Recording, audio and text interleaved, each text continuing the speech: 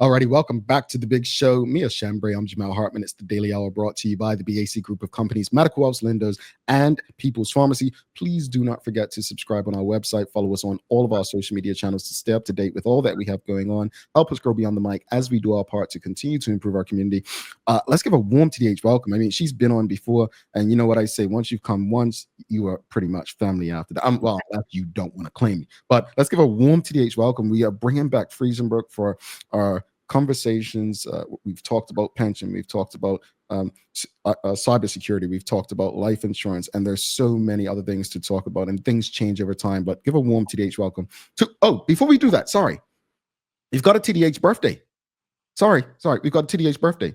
So we want to send a big happy birthday to the nephew, one of our nephews, Maddox, this morning. So give a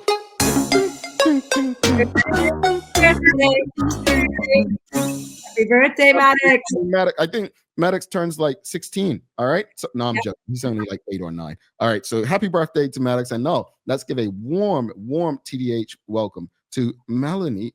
And I gotta make sure I don't play the wrong music, because I booed the police commissioner and that didn't go off too well.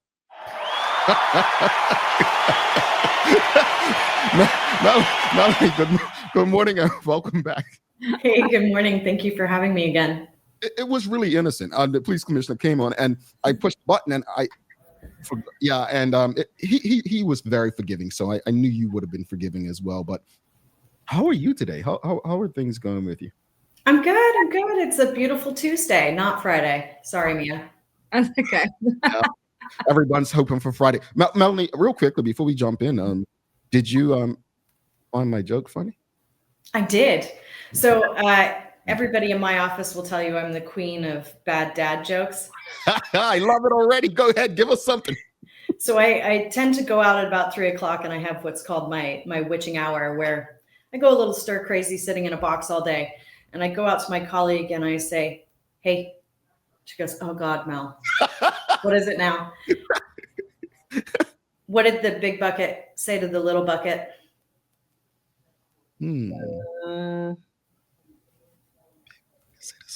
My answer is not appropriate for TDH. You look a little pale.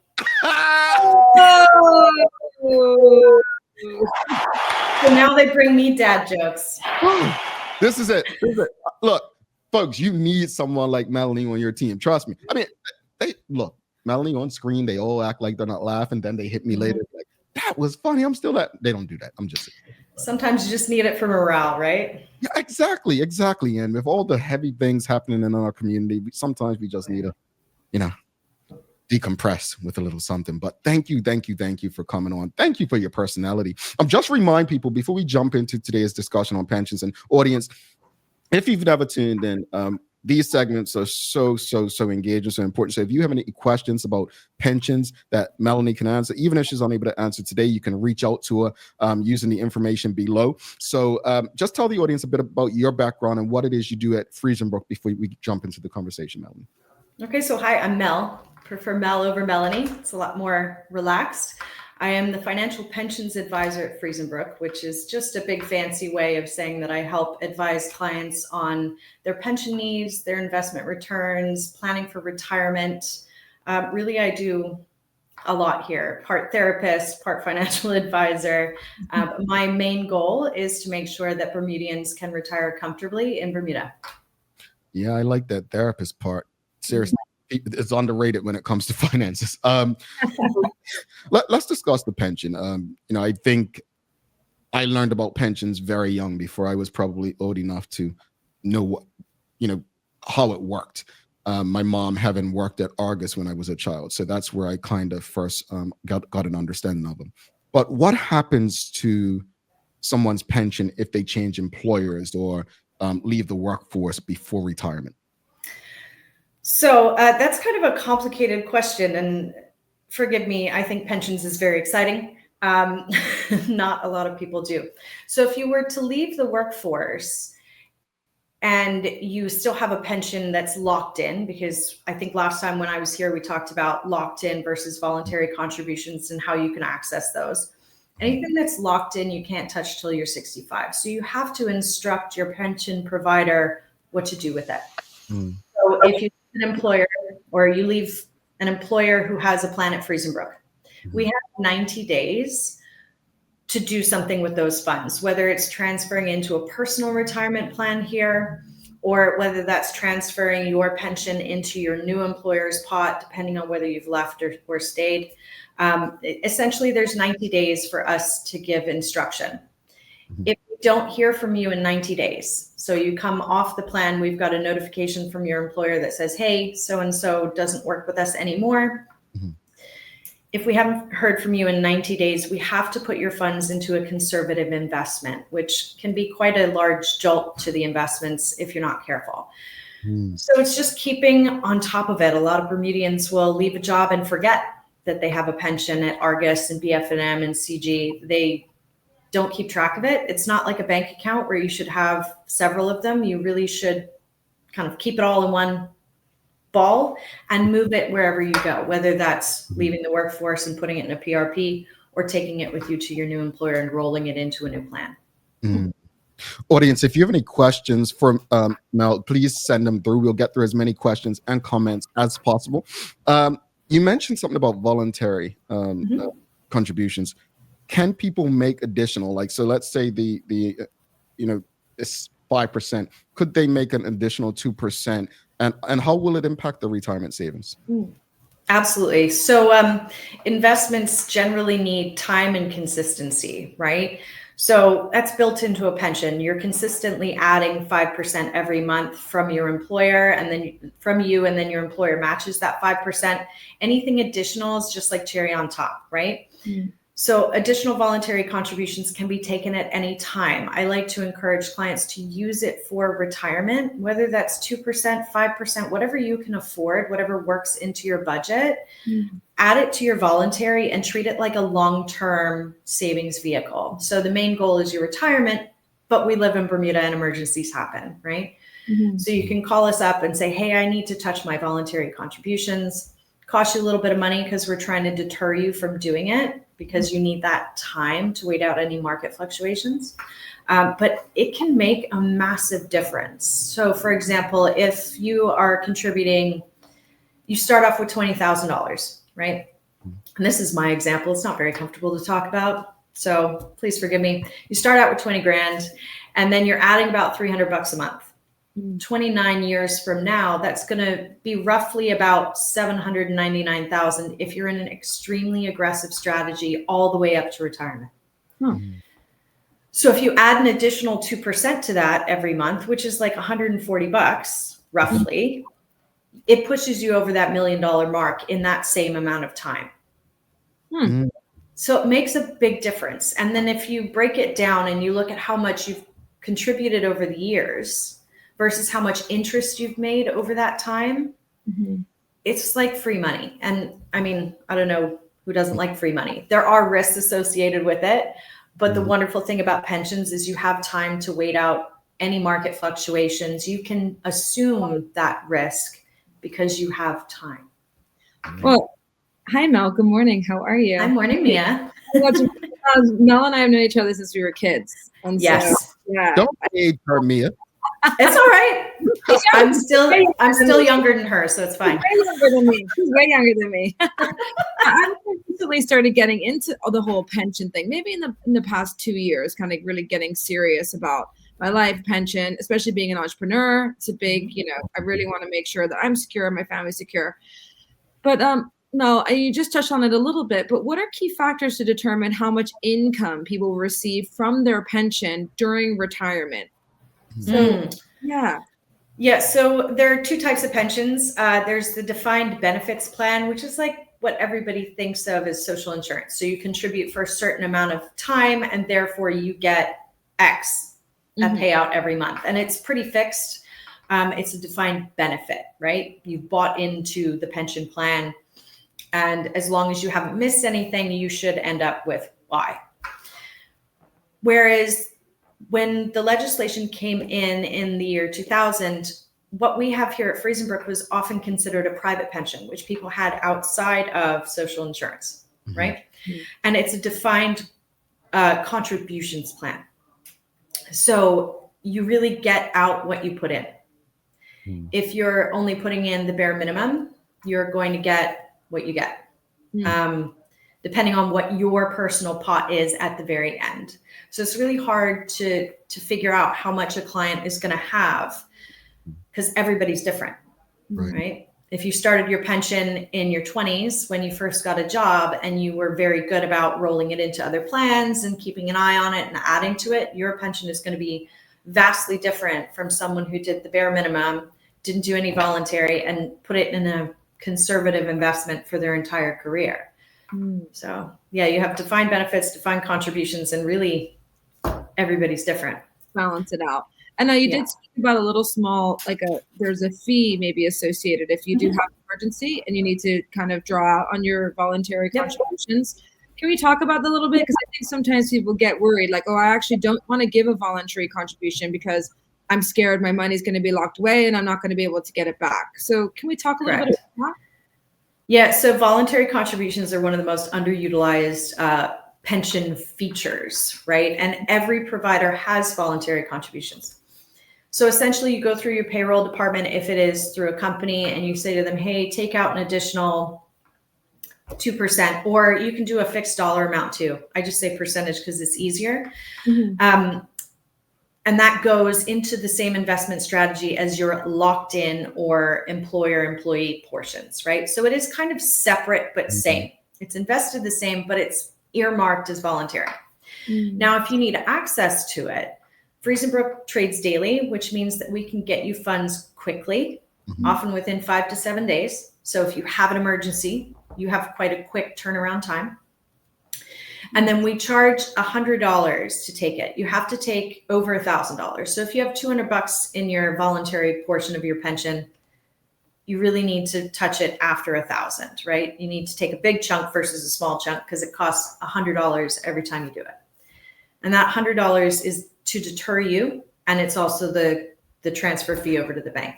So there are fees associated with it, but it's not, it's kind of like a CD account. So if you have a CD or a time deposit at the bank, and then you need access to those funds, you can still access them, but it's going to cost you, right?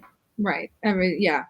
Money for nothing and chicks for free. Just kidding. How do people know if the pension plan offers the right balance of, see, this is something like in my 40s, I've actually, seriously, this is coming at a timely time for me because pensions are really a hot topic in my household at the moment.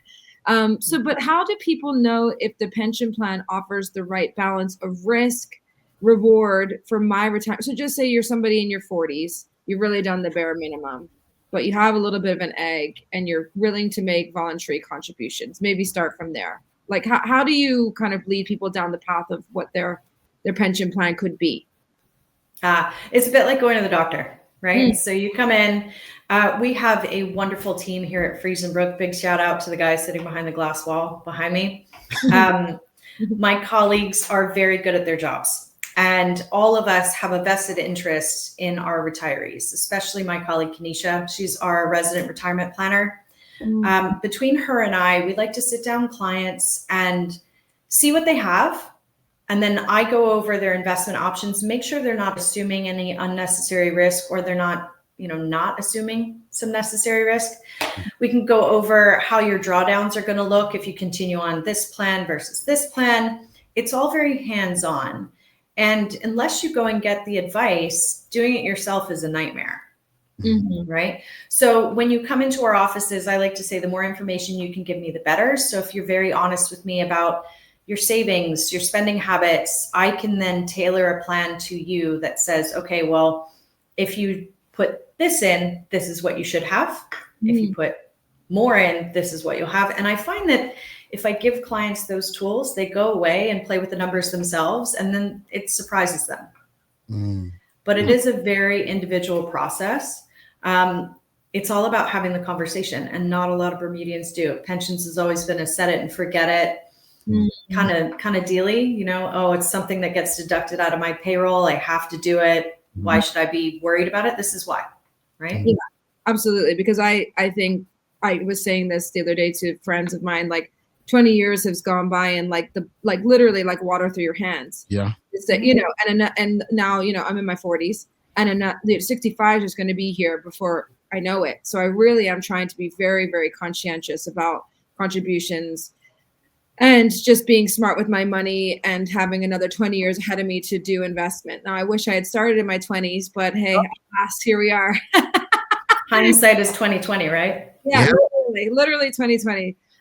So if somebody wanted to adjust, like if somebody wanted to adjust, I think we did speak about if you want to do withdrawals, you can. It has to be over $1,000. It's $100 fee. So we've touched on options for accessing your pension funds.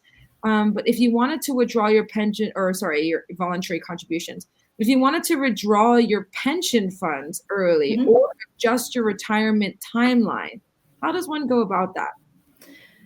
So are you talking about early retirement, or? I think if they wanted to maybe access their pension funds, or like if they need to withdraw them early, or if they were thinking about maybe retire. Well, hopefully, wouldn't that be nice to retire early? Right. A luxury for some, I'm sure.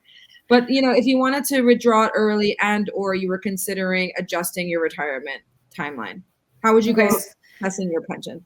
So it's all possible. The Pension Commission has made it extremely accessible, more so than people think, I think. So you can retire early at 55.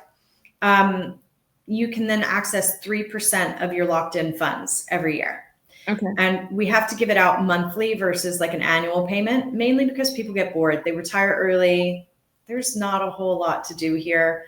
If you are very fortunate to retire early, and you change your mind and you want to go back into the workforce, we can then stop your withdrawals and you can just go back, right? So you can access them at 55. Okay.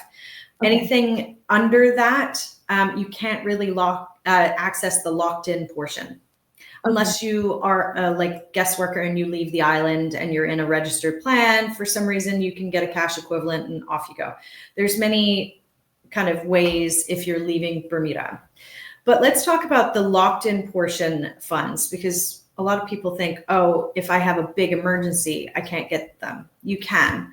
You can do what's called a hardship withdrawal. And it is a process that goes through the Pension Commission themselves. There is a form on their website that you download and fill in, and you can do it for certain reasons and only those certain reasons. So you can do it for education costs. Say you have a child that's going away to university, you can access part of your pension to pay for that.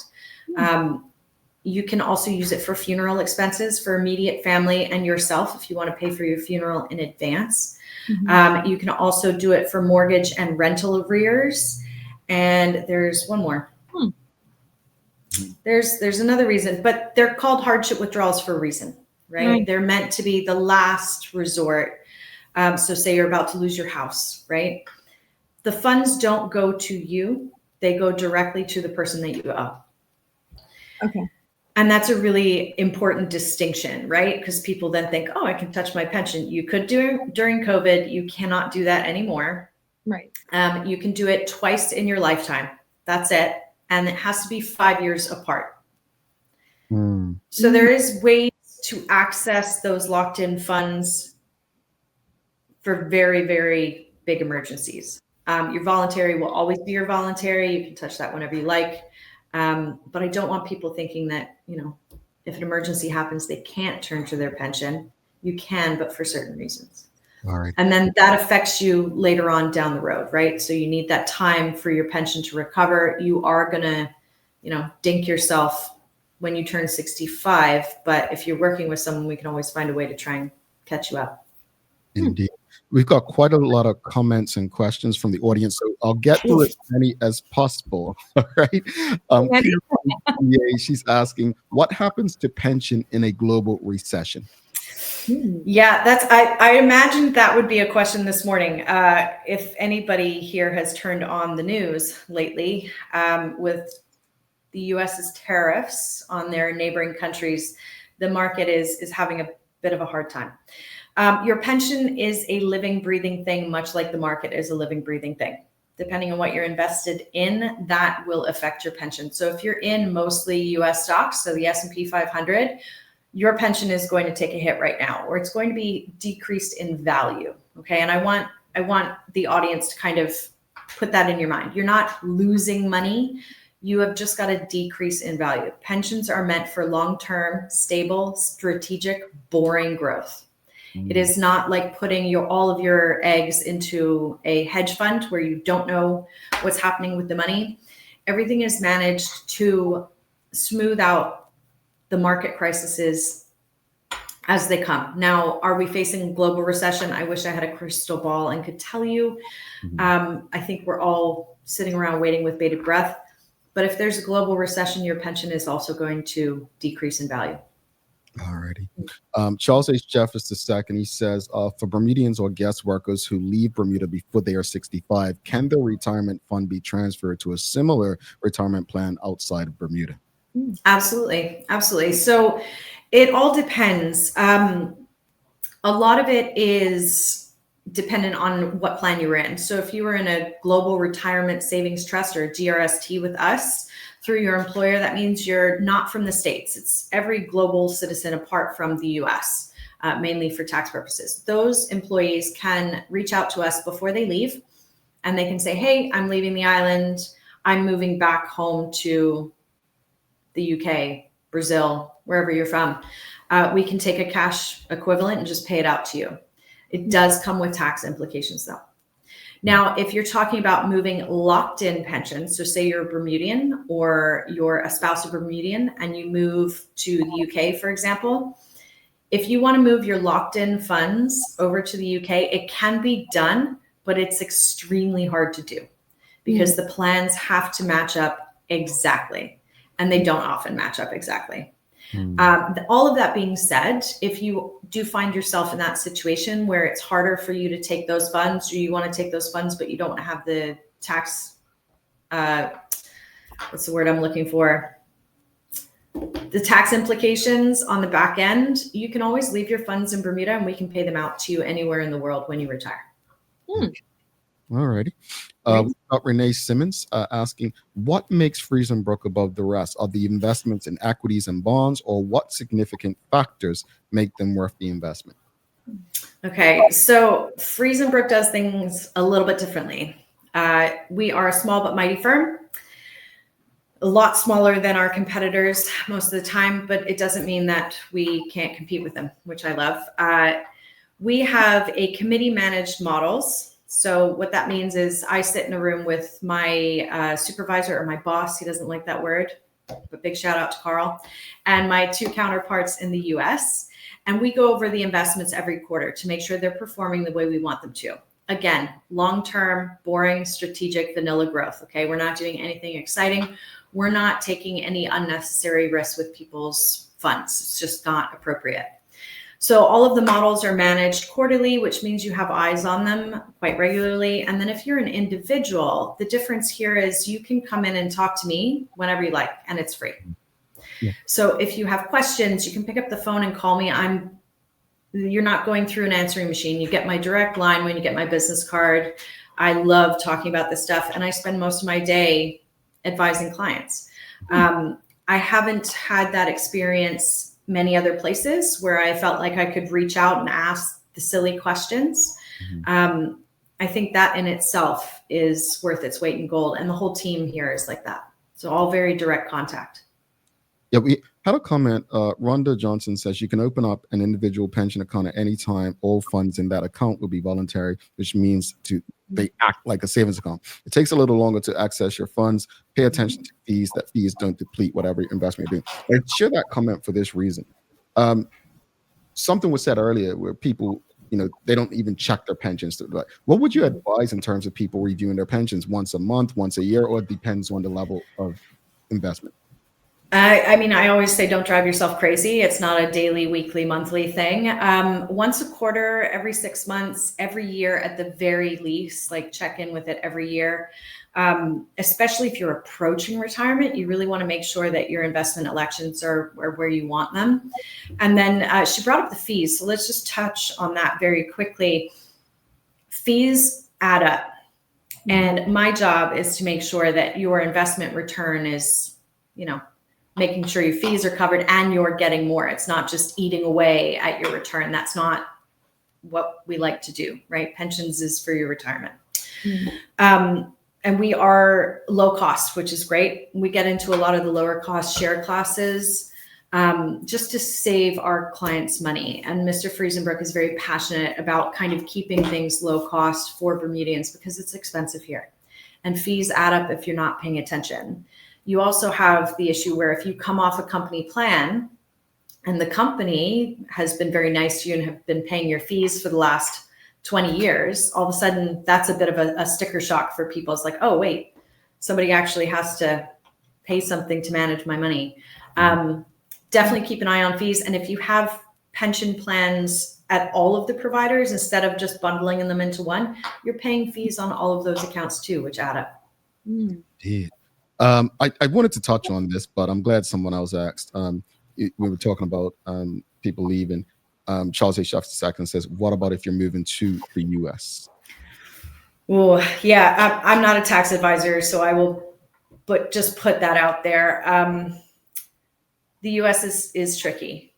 You have tax implications, and the long arm of Uncle Sam still reaches all the way over here to Bermuda. We are open for tax purposes, and that's every financial institution. It's our job to be in compliance with that. So if you're looking to hide things, don't come see me. That's not going to happen.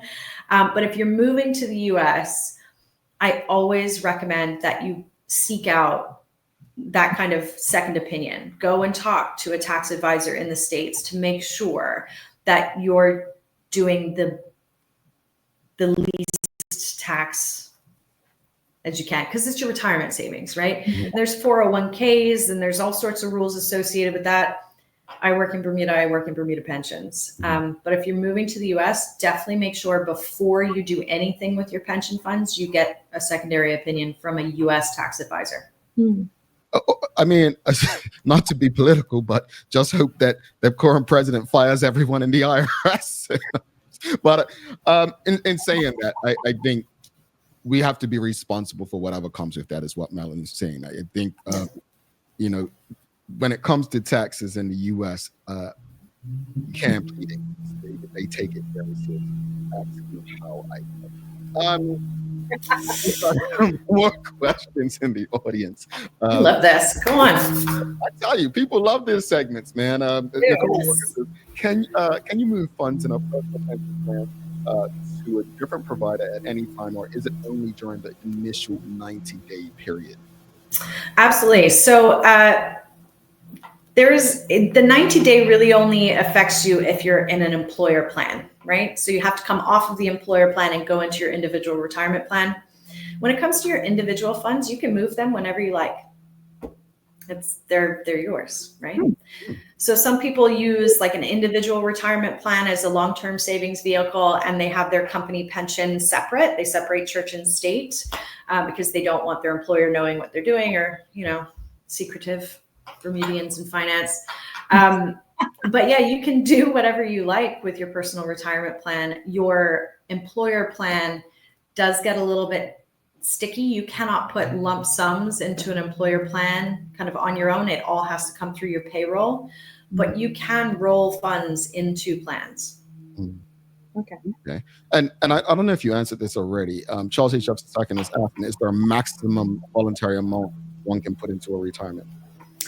That's, again, if you're doing a personal retirement plan versus a company plan. Company plans, I think, because you contribute 5%, you can really only do an additional 95% into your voluntary. Now, wouldn't that be nice? If you're working and they're taking your 5%, then you can contribute the rest of your paycheck into your voluntary contributions. I wish I was living in that space right now.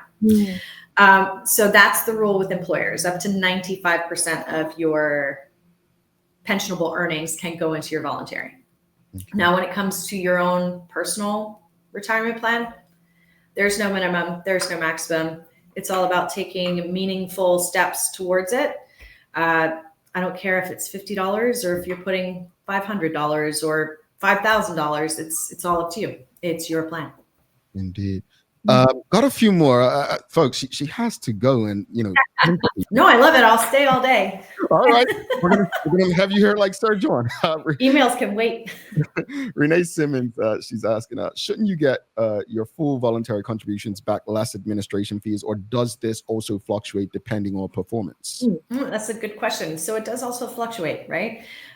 If you didn't know already, after the last 20 minutes of the show, your pension account is an investment account. It is boring, but it does fluctuate. So the total value of your investments will fluctuate, and your voluntary funds are invested in the same manner as your locked-in funds. Okay. Okay. We've got Rosalind Famous asking, if someone worked in Bermuda years ago and contributed and moved afterwards, would those pension funds still be there? Absolutely. They don't disappear. They may be in a conservative investment and might have been there for longer than you wanted them in that. But yeah, if you had pension funds at other providers, even like the hotel pension, if you're a hotel worker and you've left the island, your funds don't go anywhere. They stay. All right. We've got Polly Rich asking, what happens with a person's pension if there are no beneficiaries? Or is it the estate beneficiary? What exactly does that mean? So that's a really good question, and I'm glad somebody brought it up. The beneficiaries page on your pension is a legally binding document. So hopefully you keep it up to date and you touch base with it whenever you have big life changes, but it doesn't have to go through probate, and it supersedes your will.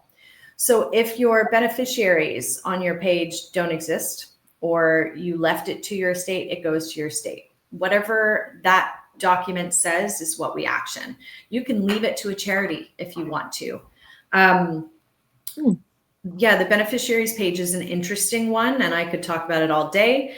But essentially, it is a living document. And if you make any life changes, you get married, you get divorced, you have a baby, you have 2 babies, and then all of a sudden you've got to change who, your mom and dad no longer need to be on your pension. You can put your spouse and your, kid. That document is key, because that's the first thing that we go to. We don't care about your will. We don't care about any of that. Whatever that paperwork says is what we do. So if you haven't updated it, it goes to your estate. If, say, your beneficiaries all predeceased you, it's kind of a case by case. But yes, it would go straight to your estate if there's nobody left on that beneficiaries page to hand the funds over to. Okay. Quick question about someone who wants to maybe start a voluntary pension outside of their employer, because I think someone in here has referred to government. Yeah, Diane Elliott says government is defined benefits plan and we cannot make voluntary contributions. So let's say someone watching this show said, you know what, I want to reach out to Mel to create a pension fund, voluntary one. Is there, again, I'm taking in so much this morning, I don't know if you said this already, but is there a minimum amount they need to put in, and do there need to be consistent contributions to that fund? So I'm not a police officer. I am not going to hold you over a barrel. They can absolutely give me a call, come in and talk about it. My main goal is to make sure that you have a comfortable retirement. So if you want to do voluntary contributions, like I said, I don't care if it's $20, $50, $100. You've taken that kind of step, right? Pensions do need regular feeding. It's a bit like sourdough starter you've probably got in your kitchen and forgotten about. You need to feed it on a regular basis, because then what it does is it dollar cost averages into the market, which is like the gold standard of investments, right? So if you come in and talk to me and you say, hey, look, I can only do $50 a month. Cool. We can set it up. Off we go. If you don't make a contribution, I'm not going to call and yell at you. It really is what you put in is what you get out. There is no minimum. There is no maximum. We're just here to help, and getting that advice is free. So if you want to give me a shout and ask some questions, feel free to do so. All right. Before you head out, one last question. Someone mentioned or asked earlier, if you know how many people are under pension on the island, right? But statistics aside, there are people who don't know about their pension, have no interest in pension. what would you say to people to get them to take their pensions more seriously? Yeah, that's a hard one. I mean, traditionally, Bermudians have never wanted to talk about religion or finance over a dinner table, right? Pensions were like a very taboo topic. We're very good at savings. We're very good with CD accounts. Lots of old-timey Bermudians will say to me, oh, I just want to keep my money under my mattress. You can't do that anymore. Banks are not giving you 7% return. You have to get excited about investments and pensions. It's non-negotiable now, right? Once upon a time, you could survive off of social insurance. You could get by with having a conservative investment strategy, but the world's just getting more expensive. And that's not going to change. So when you look at inflation and you look at your own personal finances, we all know that, you know, you can't stretch a dollar anymore. Why wouldn't you get excited about your pension? It's something that your employer is contributing, hopefully, for you. It's something you have to do. I know it's boring. I think it's very exciting. Bermudians really need to sit up. I find that the youngest generation, amazing, because I think they understand investments and they understand how a pension is supposed to function. There's a generational gap. So people my age didn't really pay attention to it, but now we're all kind of clicking into the investment space post-COVID. Everybody's talking about investments and all of a sudden, oh, pensions are investment accounts. How do I maximize that? Get excited about it. I like to think I make the subject fun, but I understand that people just want to set it and forget it. Please don't do that to yourselves, because there's nothing more heartbreaking to me than a retiree coming into my office all excited. I'm 65. How much money do I get? And because they weren't excited about their pension, it's not the retirement that they were planning. Yeah, indeed. One last question from the audience. Sophia Smather is asking, if your child is listed as the beneficiary and they are minor, how are the funds handled, distributed? Another good question. So anyone under the age of 18 needs a trustee. And I like to say you need to trust that person implicitly, because that person gets those funds. So for example, you put your child on and you put your spouse gets the funds. And you have to hope that they are going to do what you want them to do. Right? And they get it all in one lump sum after you pass as well. So yeah, trust that person implicitly because they get the money. All righty. This conversation could go on. I have some more questions. I'm sorry. So that's fine. Go. I want to use the U.S. example because I know the U.S. is a very delicate one. So let's say my niece is American, right? Born in the U.S. She has a U.S. passport, and something happens where, you know, I give everything to her. How would that impact if I had an account with Freedom? How would that impact her receiving? Well, there'll be some tax consequences for her, right? So again, it would be very important to have her speak to a tax advisor. Depending on how old she is, she might have to claim, file her taxes. I don't live in the States. I'm very grateful that I don't have to file taxes every year. But yeah, she'd need to get some tax advice, and then she'd need to figure out where that money goes, because she'd have to claim it. She can't not claim it as a U.S. citizen. Okay. All righty. Filing my taxes next week, folks. Pray for me. Right? He said just now, you don't understand. She said, I'm glad I don't have to file. Boy, you all don't understand how blessed you are in Bermuda.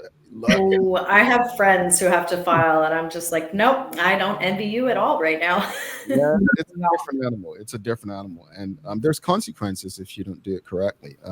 And so I think what you've done and explained this morning, Bermuda has a lot of advantages when it comes to pensions. And I really hope that folks, her information is below, Mel's information is below. Reach out to her if you have any further questions, if you'd like to get an understanding of how you can make the most of your investments. Something you said just now as well was said to a friend of mine when she went to do her daughter's taxes in the US about probably 10 years ago. Savings and bank accounts, they're not going to do it for you anymore. They're not going to do it. So reach out. I'm hoping that a lot of people, even if it's voluntarily, you just opened up to people. You said it could be $20. Folks, I'd encourage you, if you're able, reach out today. No, thank you so much. My pleasure. I'm glad to have you all back. I'm looking forward to more conversations with the great folks at Friesenbrook. Have yourself a wonderful day. Thank you very much. You guys too. Well, All right. Bye. No, Gauntlet folks, if you appreciated the conversation, please give us a thumbs up, a love, a like. Make sure you share it with your friends, your family, your colleagues. Her information is below. Hit her up, 294-4660, or go on their website, friesenbrook.bm. They are there to help you, to assist you. I look forward to hearing some stories about how conversations like that helped all of you. We're going to take a quick break. We'll be back in about 2 minutes, 32 seconds. We've got a daily play and we'll wrap it up. Stick with us.